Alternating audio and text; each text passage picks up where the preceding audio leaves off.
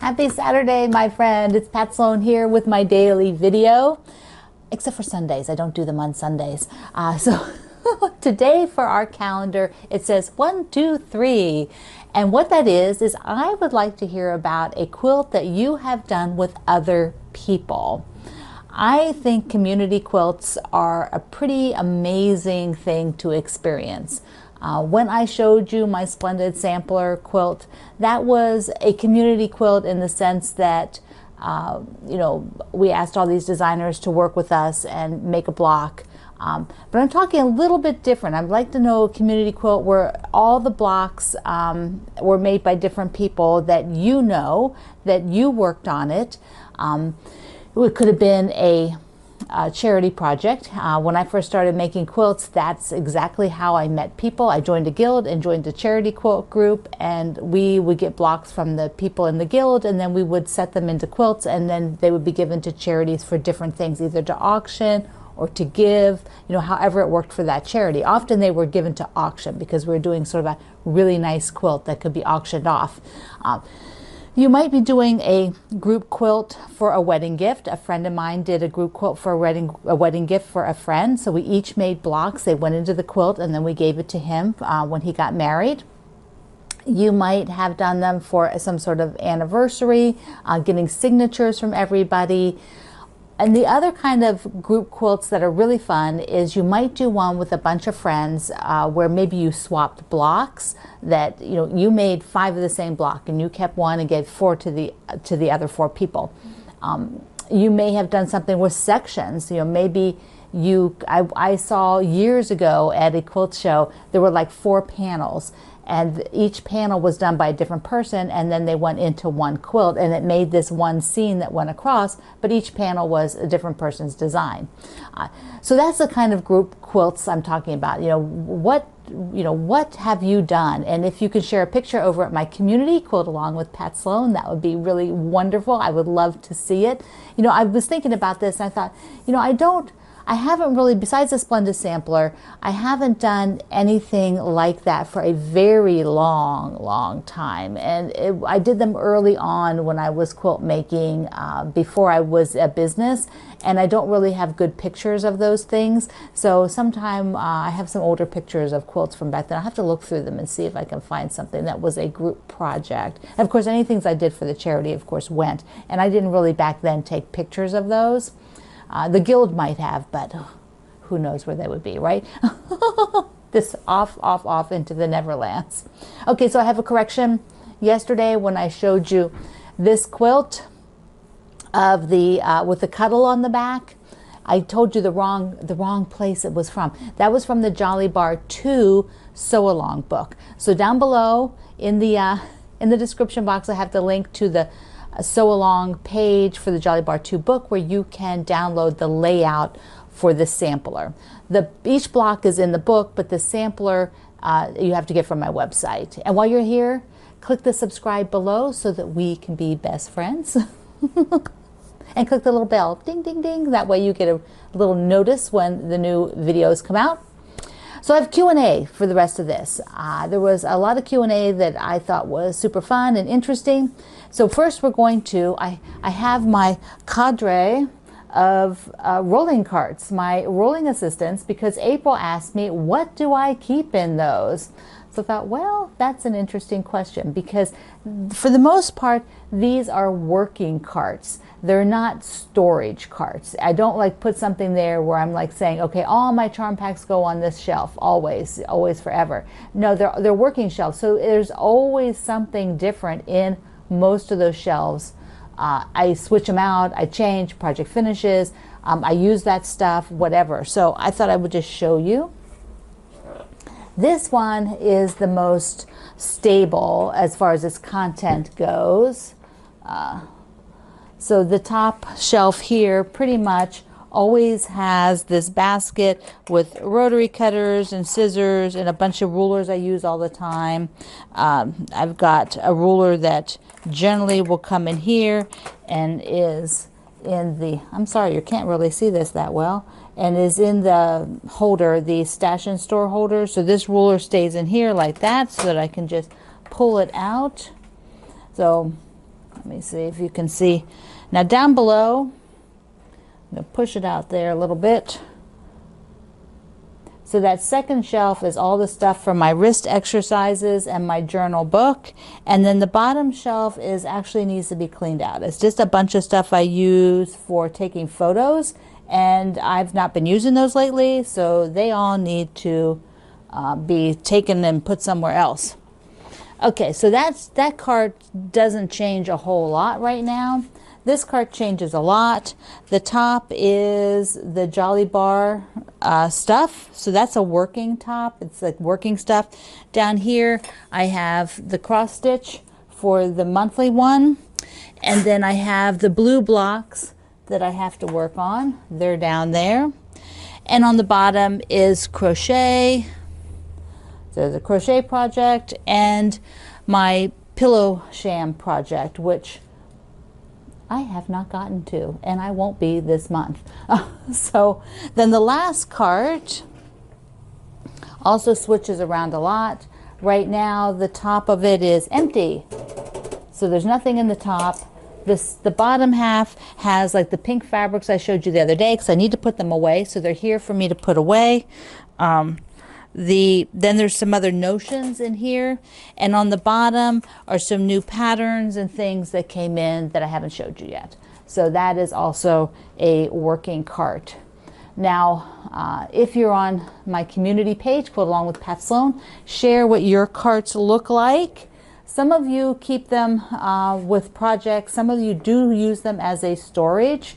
So it'll be interesting to see. April, you can go over there and check it out. All right.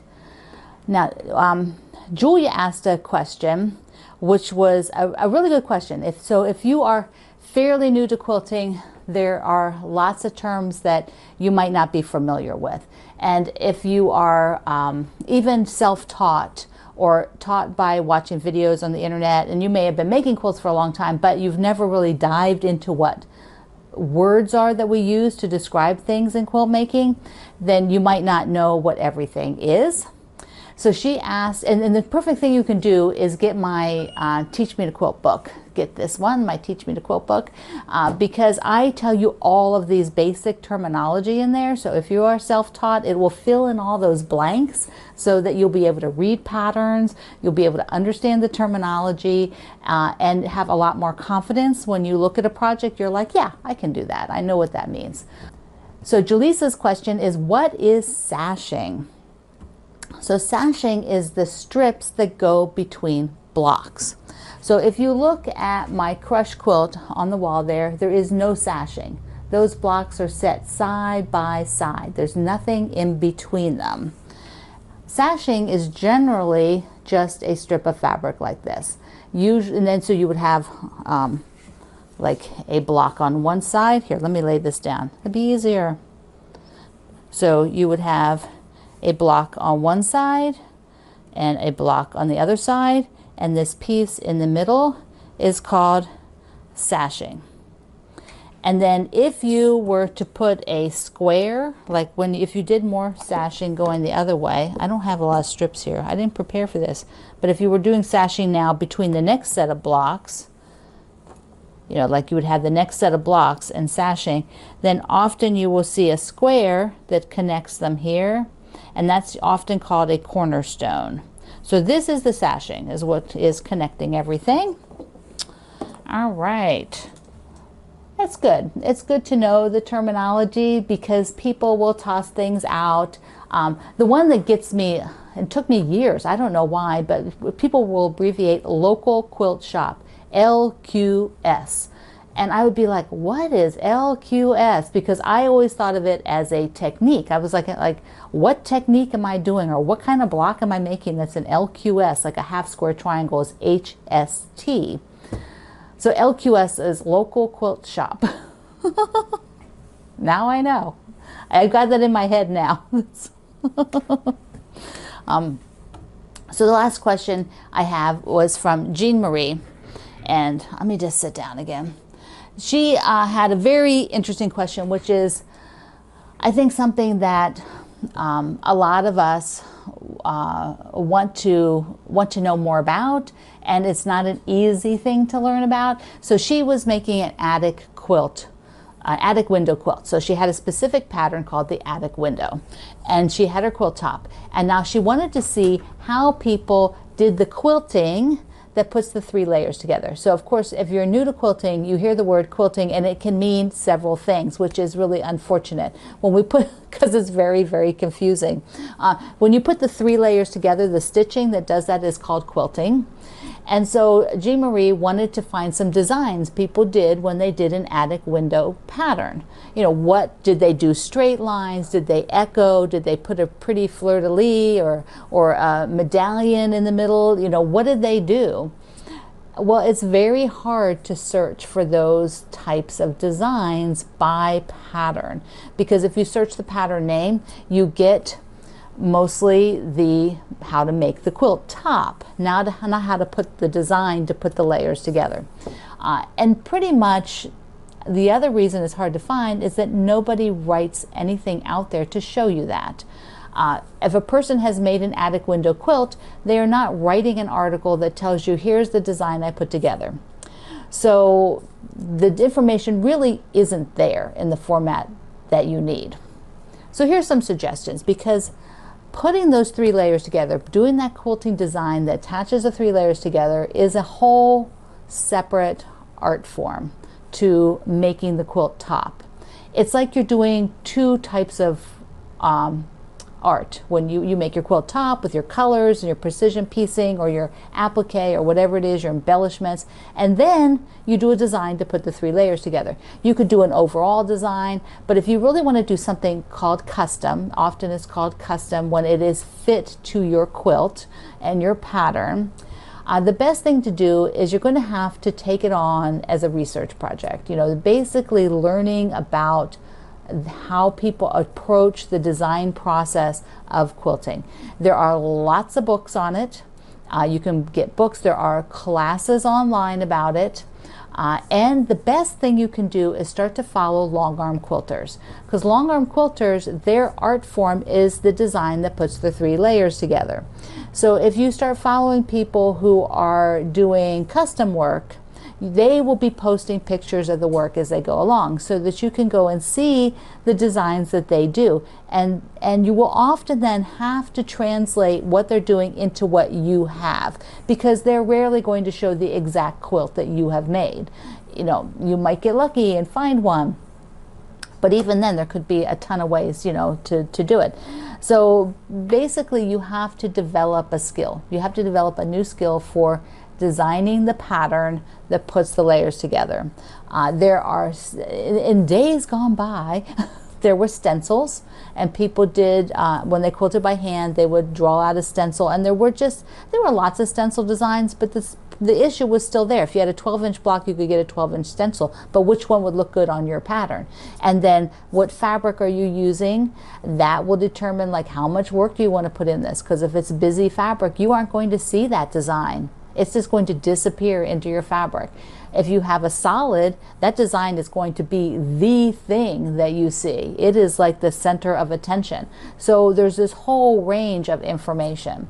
And you can just hire somebody to quilt it for you, but if you're doing it yourself, even if you hire somebody, they're going to ask you, what do you want on this? And so it's a conversation you have, even with the person who will quilt it for you. What do you want to see on here? How much impact? Do you like feathers, or do those feel old-fashioned for your quilt? Or is your quilt just perfect for feathers? You know, you've got a wide open space and they would be gorgeous. There's just lots and lots to it. It's not something you can just Google and put it in there. It won't come up.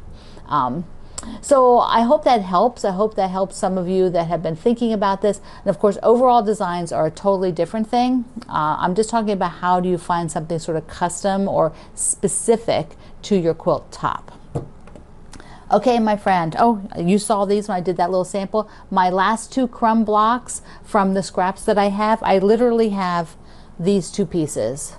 And this. This is what I have right now of scraps from what I've worked on so far in 2021. That's it.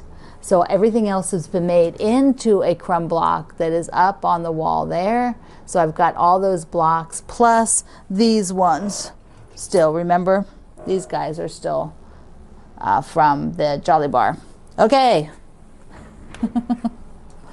Thank you for being here. See the links in the description box below. Join my Facebook group, Quilt Along with Pat Sloan. I love you. Mwah. See you online.